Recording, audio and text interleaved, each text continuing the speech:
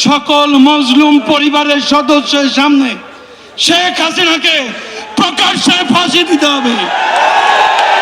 ফাঁসি ছাড়া শেখ হাসিনার অন্য কোনো বিচার হতে পারে না, পারে না, পারে না। প্রিয়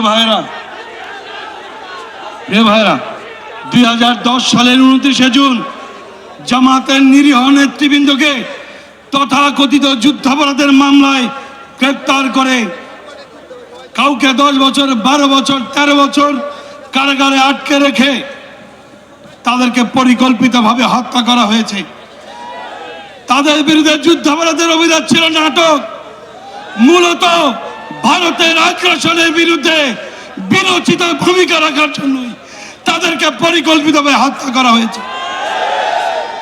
ভাইরা, সন্ত্রাসী সংগঠন ছাত্রলীগকে যেভাবে নিষিদ্ধ করা হয়েছে, আওয়ামী লীগকেও একইভাবে নিষিদ্ধ করতে হবে। মনে রাখতে হবে, মজলুমের জালিমের প্রতি দয়া দেখানো, মজলুমের রক্তের সাথে বেঈমানি করা। সুতরাং আওয়ামী লীগের প্রতি কেউ মায়া দেখাতে আসবেন না। আমরা ভারতকে বলতে চাই, ওই ইসকনের সন্ত্রাসী চিন্ময়কে নিয়ে আপনাদের যে মায়া কান্না, বিশ্বজিৎকে যখন কুপিয়ে হত্যা করা হয়েছিল, আপনাদের এই মায়া কান্না কোথায় ছিল? ভারত কখনোই বন্ধুত্বের প্রশ্নে, বাংলাদেশের স্বাধীনতা সার্বভৌমত্বের প্রশ্নে উত্তীর্ণ কোনো বন্ধু নয়। বরং আমরা যে রক্তের উপরে দাঁড়িয়ে আমাদের দ্বিতীয় স্বাধীনতা পেয়েছি, আমরা এই স্বাধীনতা দাঁড়িয়ে বলতে চাই, ভারতের সঙ্গে আমরা চোখে চোখ রেখে কথা বলার সাহস এবং শক্তি অর্জন করেছি। সুতরাং আমাদের সঙ্গে কথা বলবেন ন্যায্যতা ও সমতার ভিত্তিতে। আওয়ামী লীগের ওই নতজানু পররাষ্ট্রনীতি এই সরকারের আমলে আর এই ছাত্র জনতার গণঅভ্যুত্থানের বাংলাদেশে আর হবে না। প্রিয় ভাইরা, আজকের এই সমাবেশে শ্রদ্ধার সাথে স্মরণ করছি ওই 28শে অক্টোবর লগি বৈঠা দিয়ে সাপের মতো পিটিয়ে আওয়ামী লীগ তাদেরকে হত্যা করেছিল, সেই শহীদদেরকে।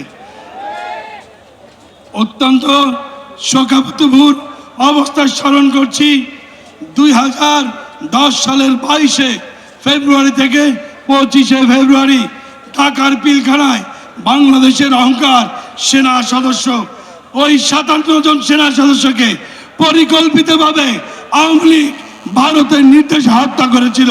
আজকে সেই শহীদদেরকেও স্মরণ করছি।